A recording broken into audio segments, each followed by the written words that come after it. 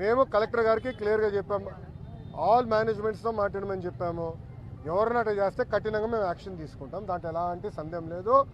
పిల్లలు ఆగే ఎగ్జామ్ రాసుకోవచ్చు, డైరెక్ట్గా కాలేజ్ అకౌంట్లో డబ్బులు వేసే బాధ్యత మాది. ఓకేనా? ఇప్పుడు ఒక నిమిషం, గత ప్రభుత్వం సుమారుగా 3,000 కోట్ల రూపాయలు బకాయిలు పెట్టిపోయింది.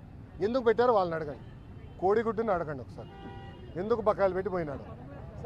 3,000 కోట్ల రూపాయలు మేము కట్టాల్సిన అవసరం, కడతాం, టైం పడుతుంది. ఇంకా ముందర ఇయర్ రెగ్యులరైజ్ చేయాలి, బకాయిలు కూడా ఫేజ్డ్ మేనర్గా మేము చెల్లిస్తాం. ఓకే,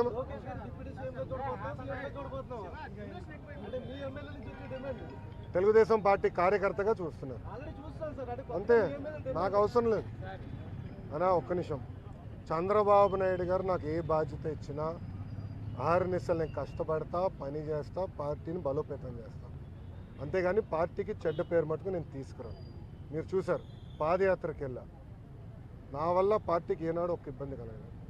నేను ఒక క్రమశిక్షణతో పార్టీ నాకు ఇచ్చిన ప్రతి బాధ్యత నేను నెరవేరుస్తాను, కట్టుబడి ఉన్నాను. కొత్త కమిటీల్లో నేను కూడా ఒక చర్చ చేస్తున్నా, రేపు పాలిట్ బ్యూరోలో డిస్కస్ చేస్తున్నా.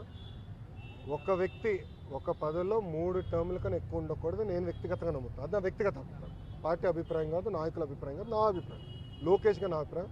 నేను కూడా ఈసారి నేషనల్ జనరల్ సెక్రటరీగా ఉండకూడదని నేను భావిస్తాను. ఎందుకంటే 3 టర్ములు నేను అక్కడనే ఉంటున్నాను, వేరే వాళ్ళు కూడా అవకాశం రావాలి. గ్రామ పార్టీ నుంచి పార్టీలో మూవ్మెంట్ పాలిట్ బ్యూరో వరకు రావాలనేది నా లక్ష్యం, నా ఆలోచన. రైట్ ఆర్ రాంగ్ అది పెద్దలు నిర్ణయిస్తారు, నా ఆలోచన అది. అందుకే ఈసారి నేను కానీ రాము కానీ, మళ్ళీ రాము అంటే ఏడుస్తారు వైకాపాలో, ఎందుకు ఏడుస్తారు నాకు తెలీదు. రాము ఏమో నన్ను అన్నంటాడు, నేనేమో రాము అంటాను, ఇద్దరే. సో రాము కూడా మొన్న రాము నేను కూడా మాడుకున్నాం, దావోస్లో కూడా లంచ్ చేస్తుంటే మేము మాడుకున్నాం. సో రాము కూడా ఏదన్నా నేను కూడా వేరే దానికి వెళ్దాం, వేరే వాళ్ళకి అవకాశం ఇద్దాం, పార్టీలో మూవ్మెంట్ రావాలని మేము అనుకుంటాం. ఓకే, ఓకేమ్మా, థ్యాంక్ యూ.